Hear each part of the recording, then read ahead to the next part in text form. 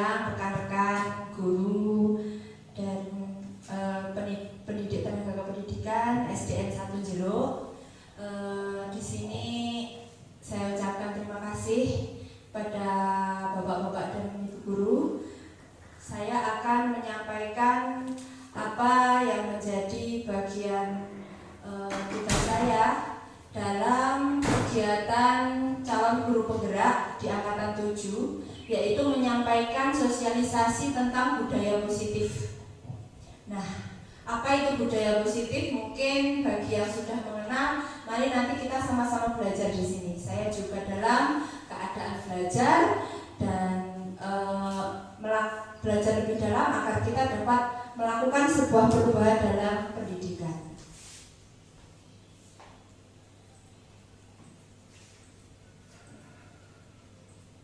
Nah, perhatikan ada 3 pernyataan di sini Bapak Ibu.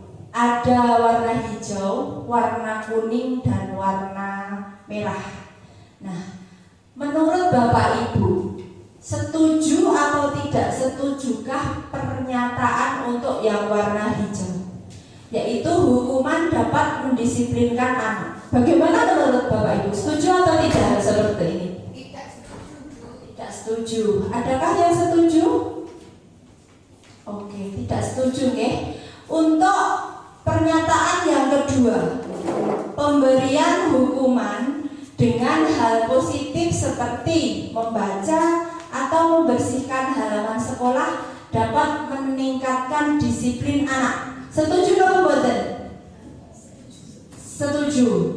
Oke, baik, banyak yang setuju. Adakah yang tidak setuju? Semua setuju dengan pernyataan yang kedua. Dan pernyataan yang ketiga yang berwarna merah, memberi penghargaan dapat meningkatkan motivasi belajar anak. Setuju. Oh, setuju. Nah, baik, nanti akan ada hal menarik di sini. Saat Bapak Ibu memberikan pernyataan ini, apakah setuju dan tidak setuju? Nah, sekarang saya ingin mengajak Bapak dan Ibu sedikit bergerak agar kita tidak ngantuk karena waktu sudah mendekati siang. Saya mempunyai sobekan-sobekan kertas kecil di sini.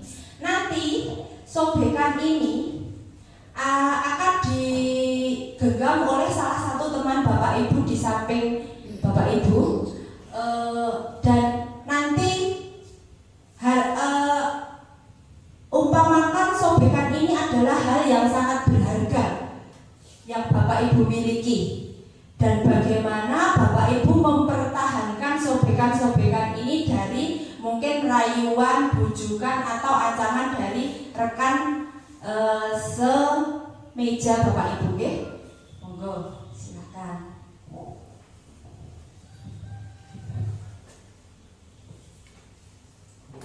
Oke, monggo digenggam. Salah satu menggenggam.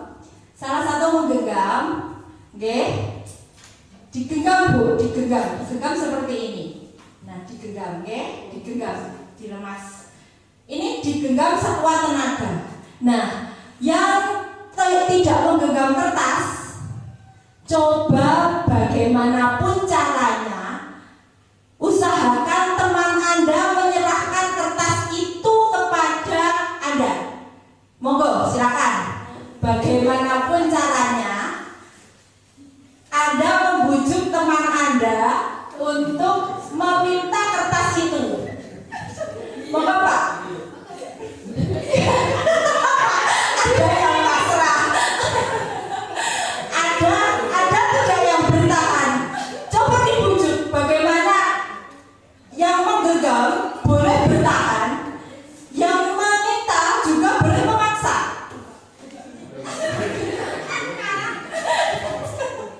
Bagaimana? Oke, terima kasih. Adakah yang berhasil meraih kertas temannya? Oh, tiga guru. Oke, saya tanya Bu Eni, kenapa Anda menyerahkan? Oh, didik-didik. Dia didik-didik. Bu Parmi, kenapa Anda menyerahkan kepada teman Anda? Oh, karena diminta. Baik, sekarang saya tanya, yang menggenggam siapa tadi? Bu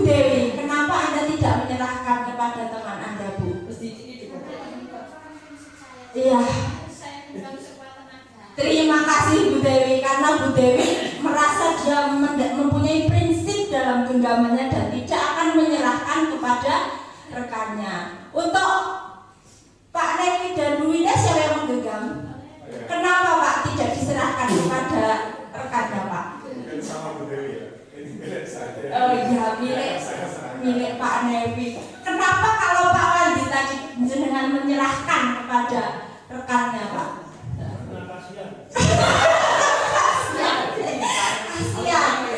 Kasihan akhirnya diserahkan. Nah, itulah Bapak Ibu, ada alasan mengapa seseorang menyerah dan mengapa seseorang bertahan atas apa yang dia miliki.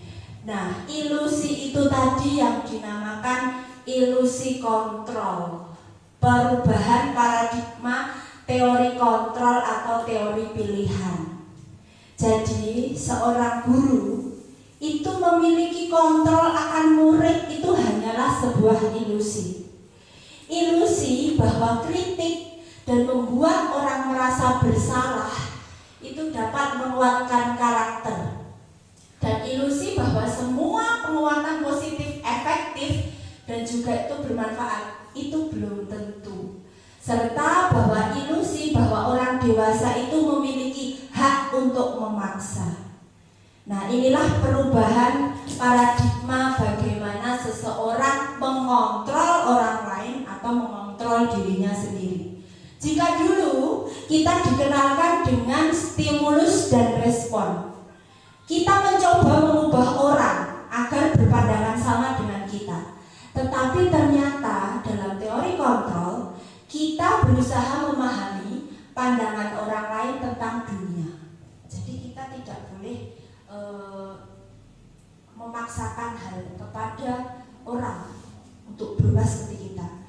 Juga perilaku buruk itu dilihat dari suatu kesalahan. Tetapi pada teori kontrol, semua perilaku itu pasti memiliki tujuan, entah itu benar dan salah. Setiap orang melakukan sesuatu hal pasti memiliki tujuan.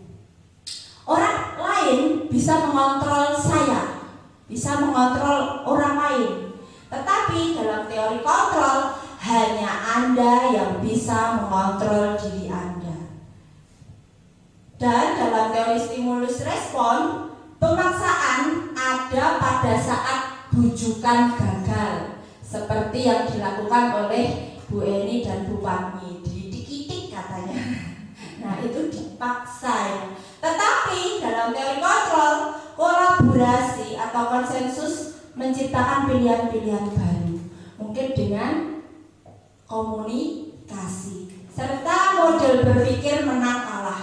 Jika tidak menang, ya kalah. Tetapi dalam teori kontrol, pilihannya hanya menang dan juga menang. Baik, dengan mengenal teori kontrol ini, kita akan belajar tentang bagaimana disiplin positif. Jadi nanti 1 jam ke depan ini saya akan membawa Bapak dan Ibu guru memahami bagaimana sebuah disiplin positif diciptakan. Namun kita harus mengetahui terlebih dahulu bagaimana menciptakan disiplin positif itu dengan kita tidak bisa mengontrol orang lain. Hanya kita yang bisa mengontrol diri kita. Dalam permainan tadi ada pilihan kan dari dalam diri kita, mau diserahkan atau tetap bertahan. Itu yang muncul dari dalam diri kita. Dan pasti ada juga alasannya. Ada yang beralasan didikitik, ada yang beralasan bahwa itu prinsip. Nah, itulah alasan bahwa setiap perilaku itu memiliki tujuan.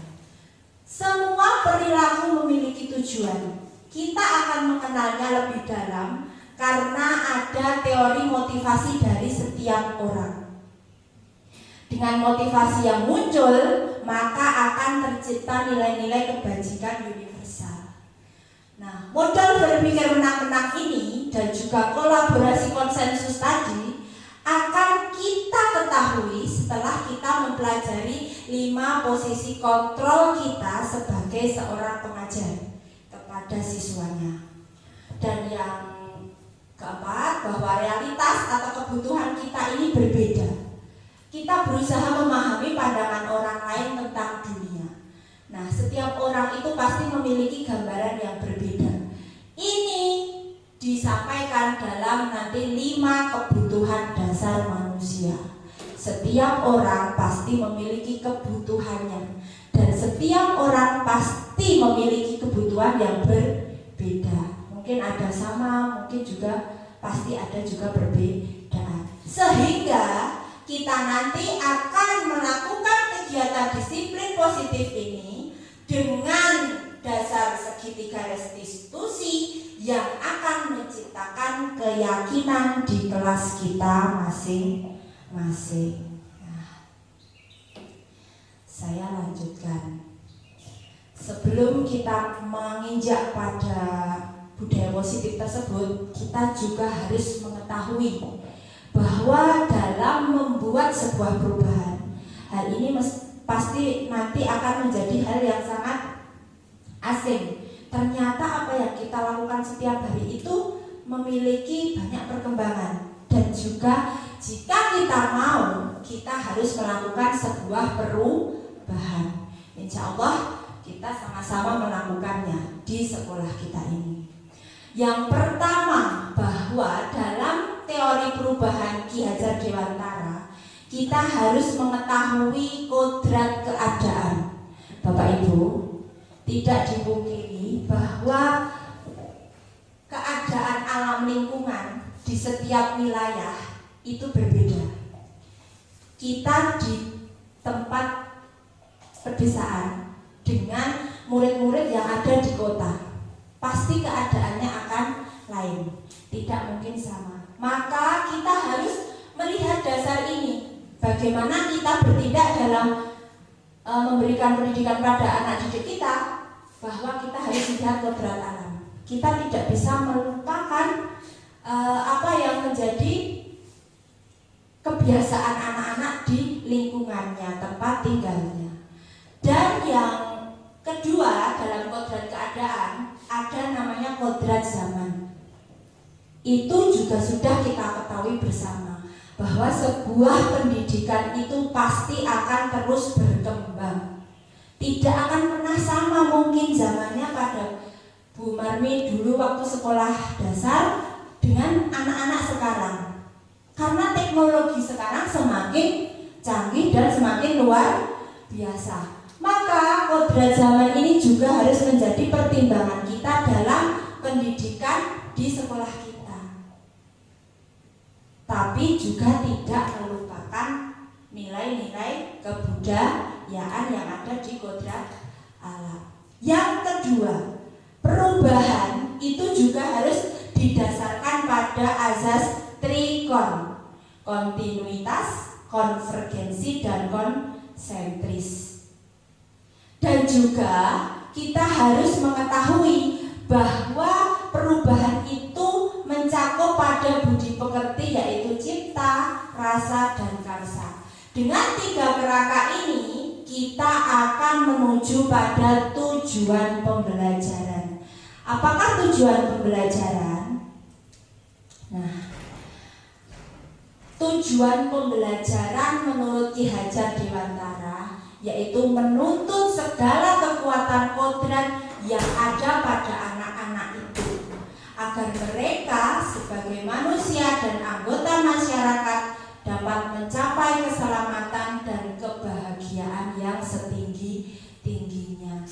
Bapak Ibu, menurut dari apa yang telah saya pelajari pada pendidikan calon guru penggerak ini, bahwa anak-anak itu lebih diutamakan mereka menjadi manusia yang selamat dan bahagia. Pintar penting, berbudi pekerti itu yang utama, dengan rasa yang bahagia tanpa mengecualikan keselamatan anak didik kita. Inilah tujuan pendidikan yang ingin kita capai atau kita raih. Nah, ini kodrat yang telah saya sampaikan tadi, bahwa kodrat itu diartikan sebagai lingkungan alam dan tempat peserta didik berada, baik kultur budayanya maupun kondisi alam geografisnya.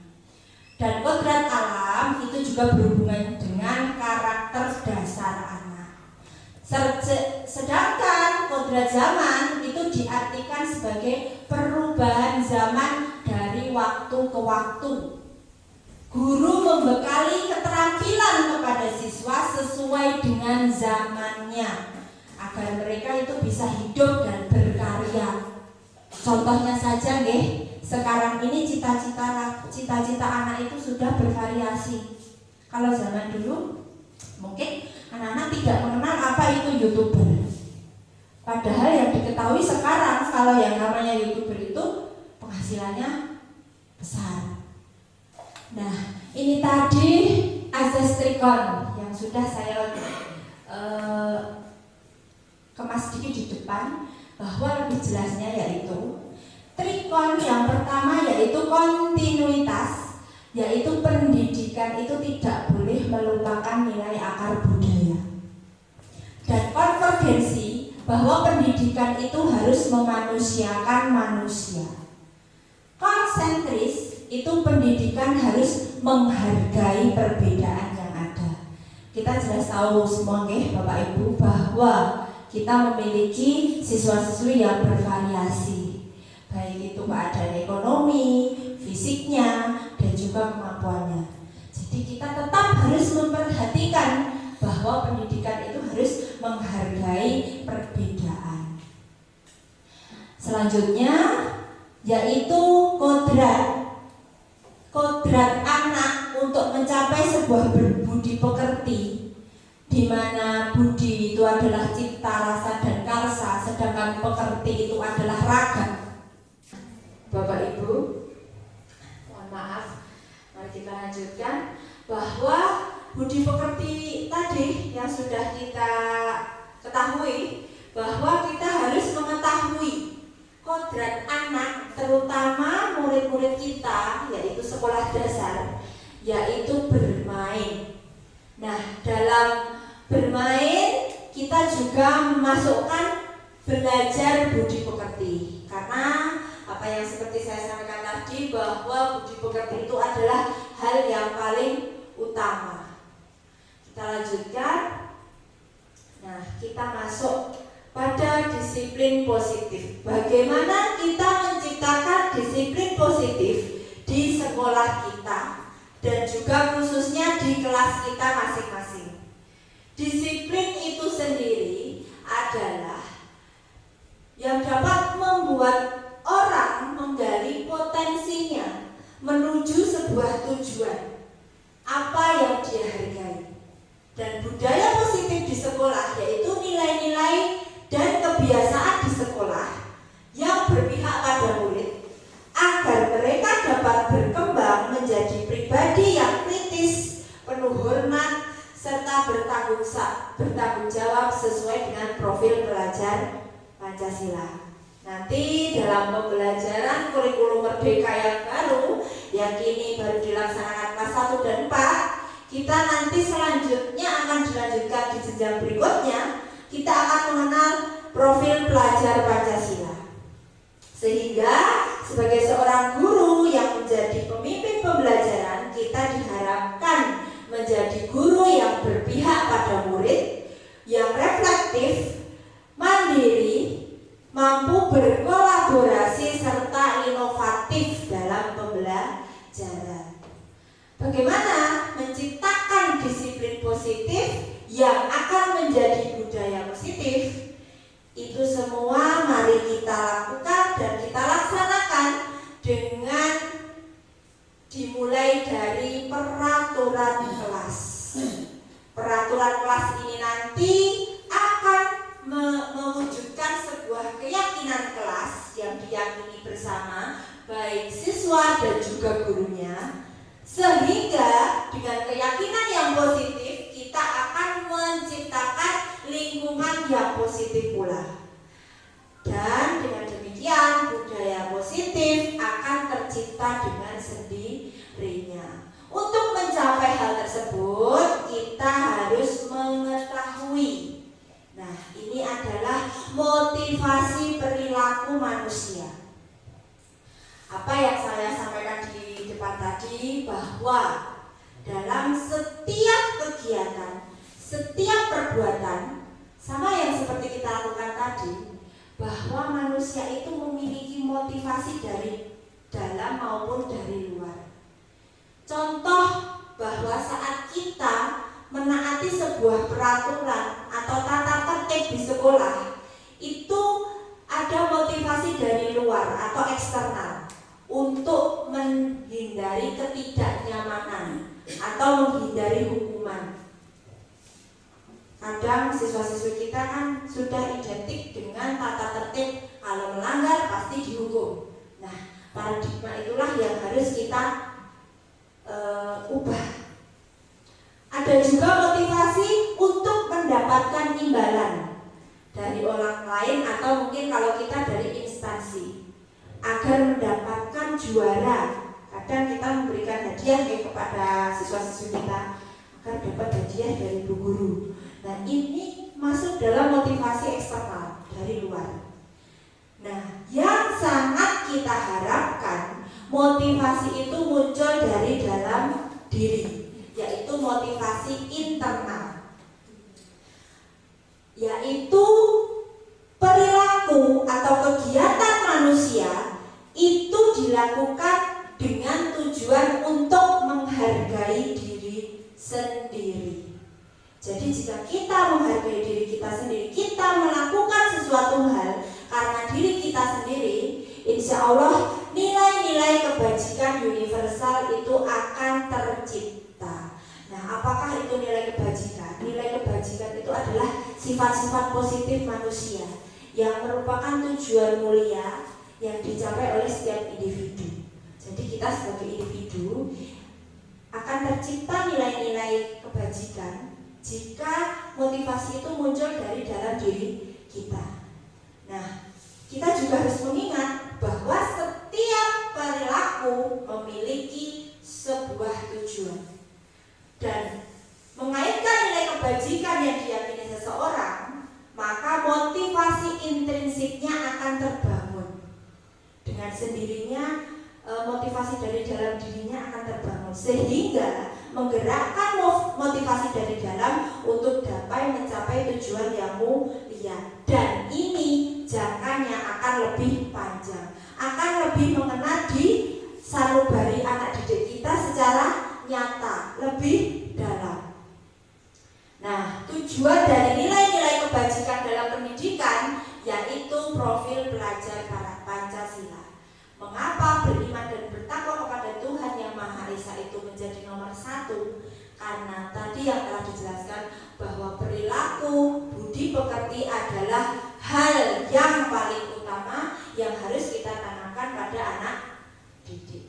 Nah, selain kita mengenal motivasi dari dalam diri siswa, apa yang dia lakukan itu sebaiknya muncul dari dalam diri siswa, maka kita juga harus mengetahui 5 kebutuhan dasar manusia.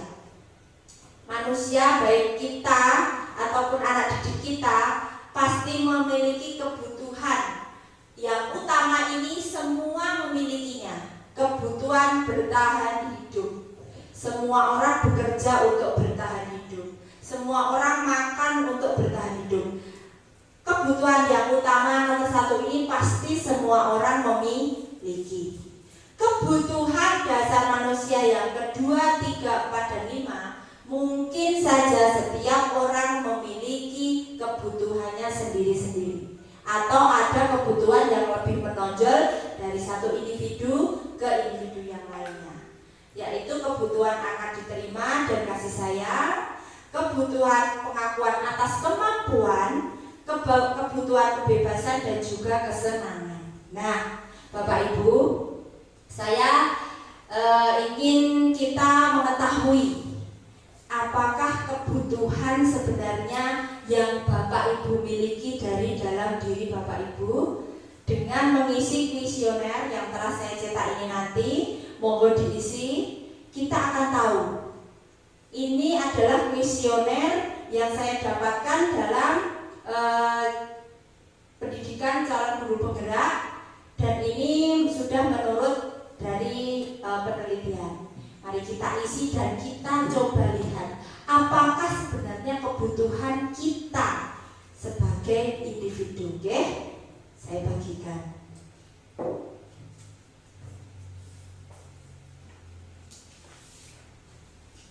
Dilingkari poin-poinnya.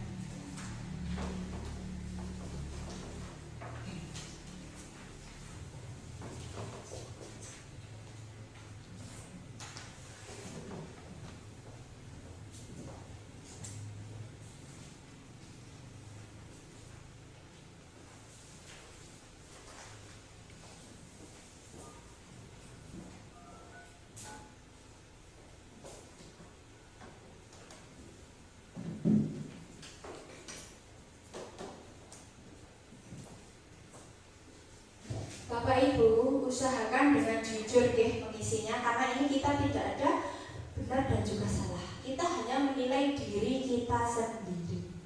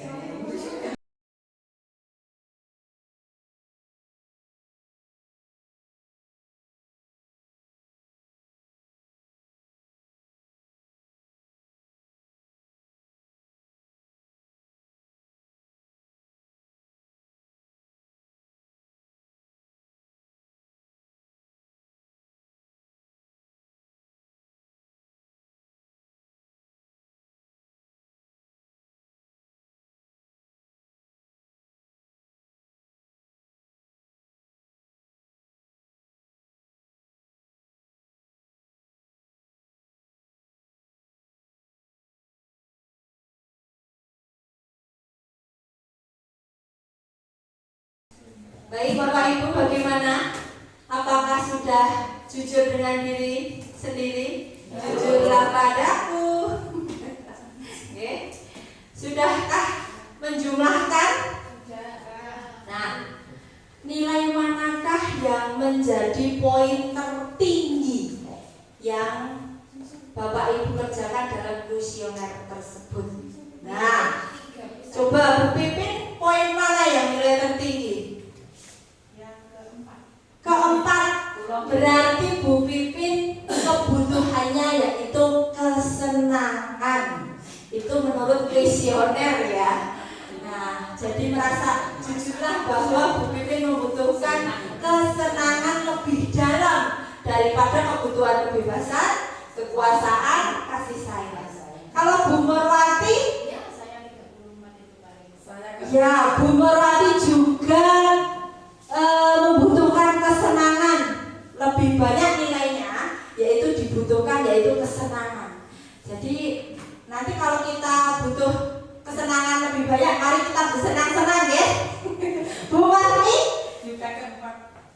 Keempat ya. Nah, Bu Marni juga poin tertinggi di poin kesenangan. Pak Wandi di poin berapa Pak? Iya, ini di jumlah Pak 32. Terus ini berarti rendah. Ini 30. Ini ya saya kasih sayang dan rasa diterima kalau saya ya. Kalau Pak Wandi di poin 1 sampai 10. Berarti Pak Wandi butuh kasih sayang dan rasa diterima. Mari kita saling memberi kasih sayang. Pak Marjono poin tertinggi di poin berapa Pak? Nah ini 30 Pak. Tapi dari kisah 20, 30. Nah tertinggi lagi ya. Nah, Pak Marjono juga butuh kasih sayang dan rasa diterima. Kalau Bu Nani poin 2.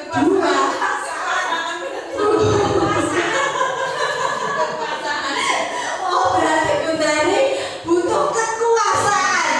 Cocok untuk tahun depan bisa ikut daftar CGP angkatan selanjutnya, oke? Bu Dewi di poin berapa Bu? Oh ya, alhamdulillah yang muda yang membutuhkan kekuasaan. Saya dukung. Pak Dewi? Sama sudah dua. Sudah 2. Pak satu saja Pak. Jangan malah Pak. Yang paling menonjol. Kira-kira lebih butuh kasih sayang atau kekuasaan Pak? Kasih sayang. Oke. Mungkin kalau kekuasaan soalnya Pak Nevi sudah mencapai ya. Jadi mungkin butuh kasih sayang. Kalau Bu Winda poin berapa? 1. Oh ternyata butuh kasih sayang, banyak temannya Bapak Nevi. Bu Fatni poin berapa? 4. Oh poin kesenangan. Jadi sama dengan Bu Pipin dan juga Bu Mur. Kalau Bu Eli terakhir poin 4 juga membutuhkan kesenangan. Oke, jadi tadi akhirnya apa? Kasih sayang atau kesenangan ini? Kalau kesenangan nanti sebentar lagi kita bersenang-senang deh. Baik, itulah Bapak Ibu. Maka jika mungkin kita melakukan ini kepada siswa-siswi kita juga akan menemukan kebutuhan apa sebenarnya yang dibutuhkan siswa-siswi kita. Apakah kebutuhan akan kasih sayang? Karena mungkin di rumah mereka tidak mendapat. Kebutuhan akan kekuasaan, karena mungkin ada beberapa siswa yang merasa bahwa ada aku loh yang paling hebat, aku loh yang paling pintar, nah, aku loh yang bisa memimpin kelas ini. Ada siswa-siswa yang seperti itu. Ada yang siswa ingin mendapatkan kebebasan, malas di kelas terus malas, dia pengen bebas belajar di luar kelas. Nah kita harus memperhatikan kebutuhan-kebutuhan tersebut. Nah selain kebutuhan ini, setelah kita tahu, kita juga harus mengetahui. Nah, inilah pernyataan yang ketiga yang banyak disetujui Bapak Ibu guru tadi, bahwa penghargaan itu dapat menciptakan motivasi. Ternyata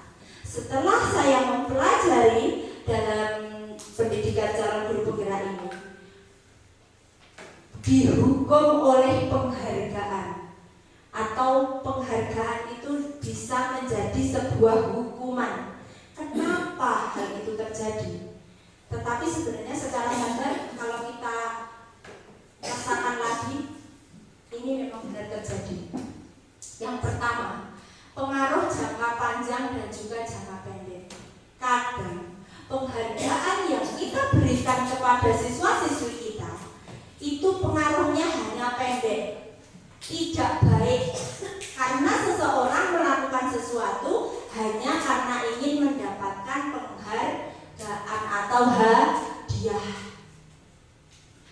Kalau sudah tidak ada hadiah, sudah tidak ada penghargaan, mereka malas melakukan sebuah prestasi. Nah, kadang itu terjadi pada siswa-siswi kita secara tidak sadar. Yang kedua, penghargaan itu menghukum. Menghukum yang bagaimana yang dimaksud? Saat sebuah penghargaan itu meminta, membujuk melakukan sesuatu untuk memenuhi suatu tujuan tertentu dari orang yang membujuk, nah sehingga dorongan itu muncul hanya dari luar. Contoh, saat lomba, mungkin ya siswa-siswi kita lomba, kita bujuk, kita rayu. Nanti kalau kamu ikut lomba dapat hadiah dulu dari Bu Guru. Nanti kamu dapat uang loh. Nah, dia sebenarnya tidak tertarik, tidak berminat untuk melakukan hal itu. Maka penghargaan itu sudah bukan menjadi hal yang luar biasa. Itu malah menjadi menghukum. Dan yang ketiga, penghargaan mengurangi ketepatan. Saat motivasi ingin mendapat penghargaan saja, kalau motivasinya sudah hilang, sudah malas, sudah kehilangan motivasi, maka penghargaan atau kegiatan atau sebuah perilaku itu akan hilang dari diri seseorang. Contoh, kalau dulu di SMA ya, kalau saya melanggar peraturan itu ada poin. Setiap melanggar poin. Nah, kita melakukan kebaikan hanya karena takut diberi poin, diberi hukuman. Itu kadang menjadi lain saat seorang siswa keluar dari sekolah. Di sekolah halus, sopan santun, tidak pernah melakukan suatu hal yang negatif. Tapi ternyata saat di luar ada laporan anak tersebut, kok dia mau melakukan hal yang tidak baik, contoh mencuri, contoh kalau di luar tidak menyapa gurunya. Nah, itulah mengapa penghargaan ini menjadi kurang tepat. Karena di sekolah diberi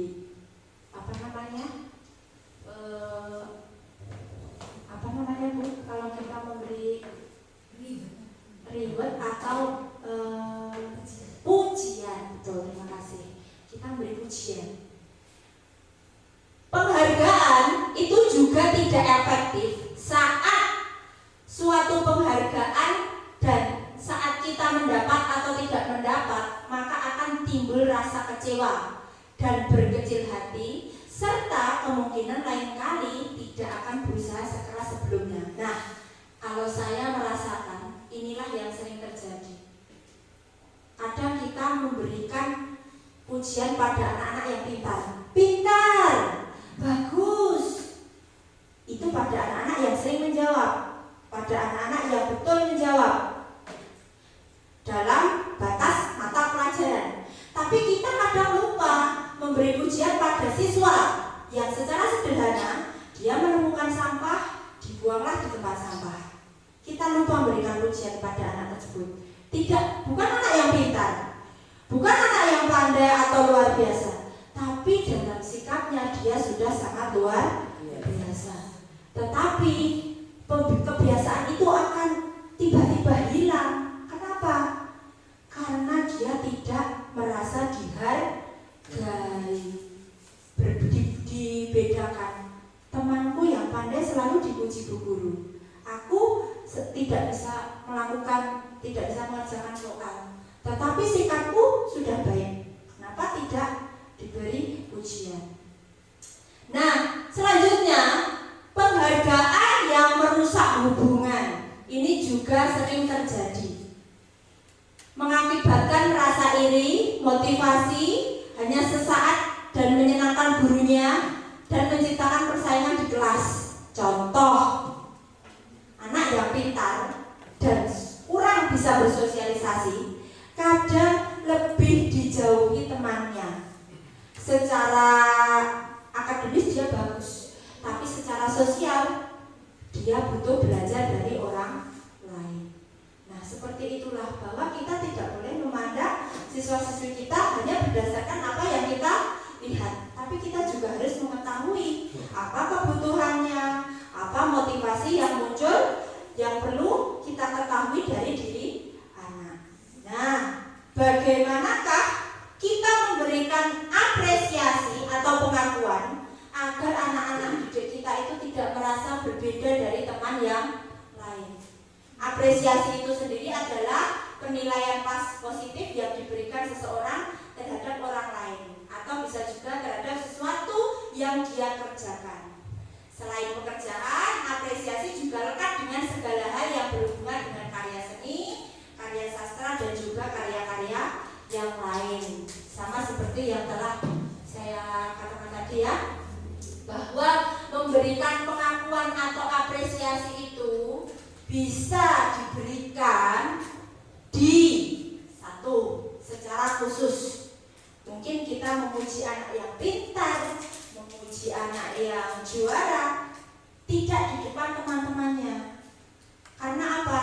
Bisa saja menimbulkan kesombongan, bisa menimbulkan rasa iri kepada teman-teman yang lain. Yang kedua, memberikan apresiasi itu secara pribadi. Mungkin saat kita berdua dengan anak tersebut, dieluslah kepalanya, kamu hebat hari ini sudah mau menulis. Untuk anak-anak yang mungkin saja kurang di akademik, tetapi dia sudah mau belajar, berusaha untuk mau menulis. Sedangkan penghargaan atau pengakuan atau apresiasi itu bisa diberikan kepada semua murid secara bergantian. Karena setiap murid, setiap individu pasti memiliki kelebihan atau hal positif dari dalam diri. Ya, kamu anak yang rajin, si yang paling memperhatikan. Oh, terima kasih sudah menjadi si yang paling mau menolong. Oh, terima kasih yang sudah mau menjadi si yang paling memperhatikan. Nah, pasti banyak di kelas kita, oke? Bukan hanya yang juara yang kita berikan apresiasi, tetapi kepada anak-anak yang melakukan sesuatu hal yang luar biasa. Tidak bisa matematika, bisa saja pintar melukis. Tidak bisa melukis, bisa saja dia pintar bernyanyi. Pasti setiap anak memiliki kemampuannya masing-masing. Serta memberikan apresiasi secara konsisten. Konsisten itu secara terus, tidak terputus, tidak berubah-ubah, dan juga fokus kepada proses. Kadang apa yang kita nilai ini adalah sebuah hasil, tapi kita melupakan proses yang dilalui anak tersebut. Bagaimana anak tersebut menyelesaikan sebuah tugasnya.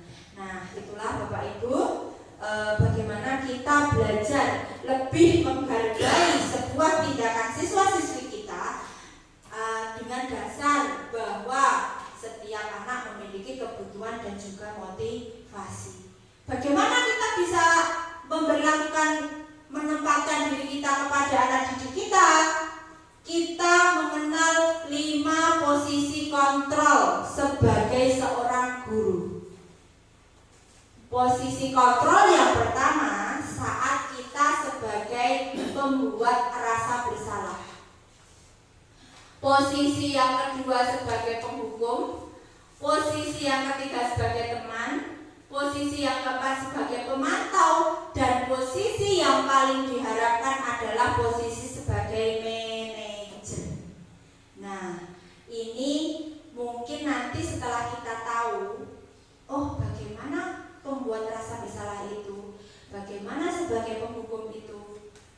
Nah, inilah cirinya. Guru menghadik, menunjuk, menyakiti, menyindir.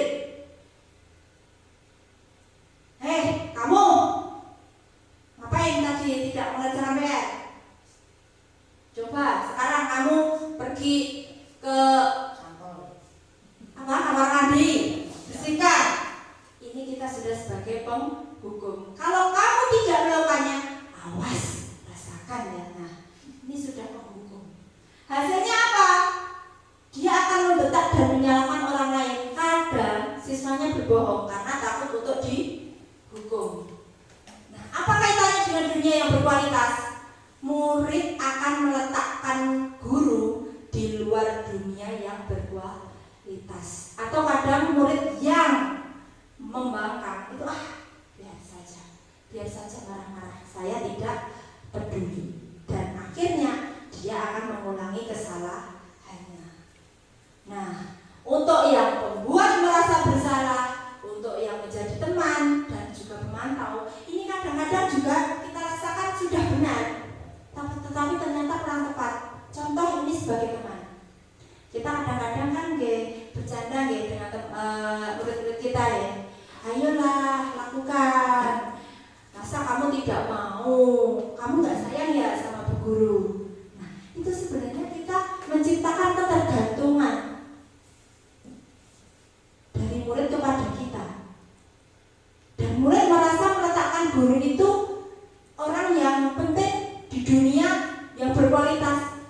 Hanya memikirkan gurunya, tidak memikirkan dirinya sendiri. Dia tidak ada rasa manfaat untuk dirinya. Dia hanya merasa ingin menyenangkan gurunya. Nanti setelah dia kecewa, suatu hari kita melakukan suatu kesalahan, dia merasa bahwa guru sekarang sudah bukan teman saya lagi. Nah, dia akhirnya menjadi lemah dan tidak mandiri karena dia sudah tergantung. Dia merasa bahwa kita sebagai guru adalah temannya. Nah, ini sebagai pemantau. Apa peraturannya? Bagaimana? Berapa banyak? Ini sama yang seperti saya jelaskan bahwa ada poin-poin saat melakukan kesalahan. Nah, nanti dampaknya pada murid itu dia menitik beratkan pada saksi dan hanya mengharapkan menghindari sebuah hukuman. Bagian posisi kontrol yang paling diharapkan dari seorang guru yaitu sebagai manajer, di mana siswa nantinya akan dapat menghargai dirinya sendiri. Selain dia juga berbuat sesuai dengan apa yang diharapkan, budi pekertinya bagus, dia melakukannya dengan sadar diri, Bapak Ibu. Kita harus mengajukan pertanyaan dulu. Sama seperti tadi, kita harus tahu suatu kegiatan atau suatu perilaku pasti memiliki dasar. Dia melakukan suatu kesalahan pasti ada dasarnya. Apa yang diyakini? Kenapa dia melakukan itu? Salah atau tidak? Kalau salah, coba apa yang harus dilakukan agar hal itu tidak terjadi. Nah, ini tujuannya akan menguatkan pribadinya, menguatkan pribadi anak. Murid meletakkan dirinya sebagai individu yang positif. Jadi dia tidak memikirkan orang lain lagi.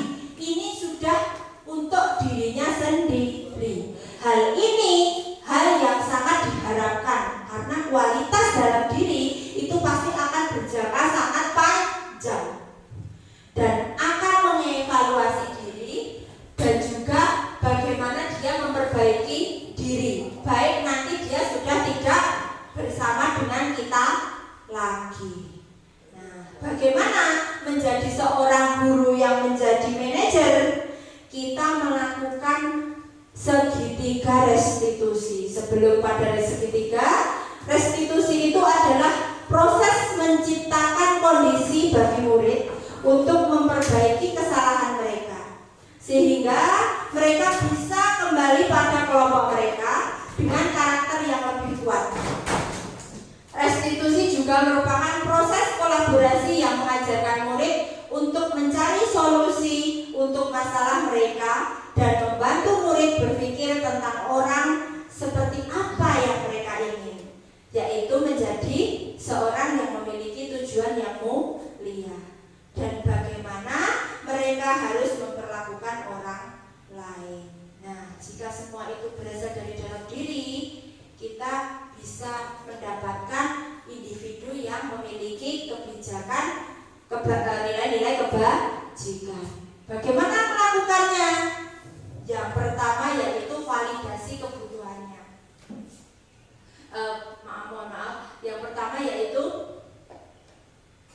menstabilkan identitasnya.